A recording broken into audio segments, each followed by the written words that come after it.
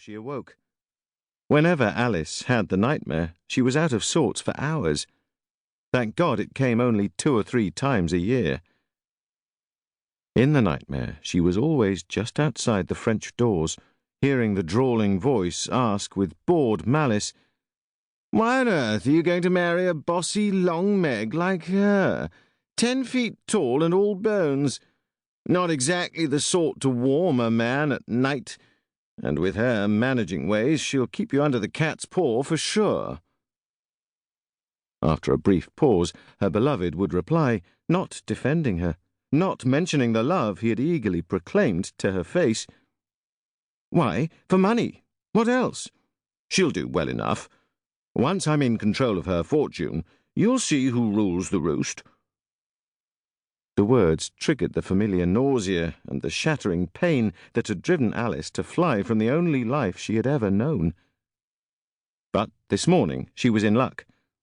Before the dream could continue to her nadir of degradation, something tickled her nose. She sneezed, a sure way of waking up when one is near the surface of sleep. She opened her heavy lids to see a radiant nymph of dawn. The shining vision perched on the bed had guinea gold curls, a flawless heart-shaped face, and eyes of a guileless cerulean blue. The sight of Miss Meredith Spencer, merry to her intimates, had been known to gladden the hardest of hearts. While Alys's heart was by no means hard, it took a great deal to gladden her at this hour of the morning. The sight of a young lady looking so ruthlessly cheerful so early was not enough. Before she could do more than glare balefully at her ward, a soft furry object fluttered across her face. Alys sneezed again. "What the devil—" She heaved herself up in the bed. "Oh, it's you, Attila. I warn you, cat. The next time you wake me up with a tail in my face, I'm going to find a dog to feed you to." Dividing her scowls impersonally between Mary and the cat, Alys pushed her heavy hair from her face. The braid she used at night had come untied as she tossed in the nightmare, and now her hair was down around her shoulders. It would require at least an extra 5 minutes to brush out.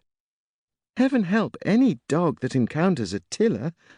Smiling, Mary handed over a thick mug of steaming coffee. "Here, Lady Alys, just the way you like it. Lots of cream and sugar." Wrapping her long fingers around the mug, Alys shoved the pillows up behind her and subsided against them as she took a grateful swig of coffee.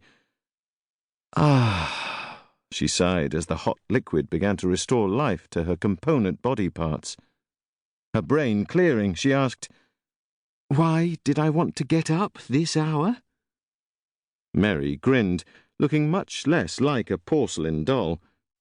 "The planting begins today, and you charged me to be sure that you rose early." "So I did." Alys gulped more coffee. "Thank you for waking me. Maybe I'll keep you after all." Unabashed, Mary retorted, "You have to keep me, remember? You voluntarily agreed to take on me and the boys, and now you're stuck with us. At least until you find some demented male who will take me off your hands." Alys laughed, a sure sign that the coffee was restoring her natural good temper. "All the males who cluster around you are surely demented, but it's always from unrequited love. My only problem is keeping them at a safe distance." She gazed fondly at Mary. Her ward had the kind of petite blonde beauty that Alys would have killed for when she was a girl. It would be easy to hate Mary if she weren't such a thoroughly nice person. The girl was also intelligent and had a worldly wisdom that was downright frightening in a young lady of a mere 19 summers. She occupied a niche in Alys's life that partook equally of daughter and best friend, though sometimes it was hard to tell who was raising whom. Since her guardian was showing signs of life, Mary said, "One of the farm lads left a note for you.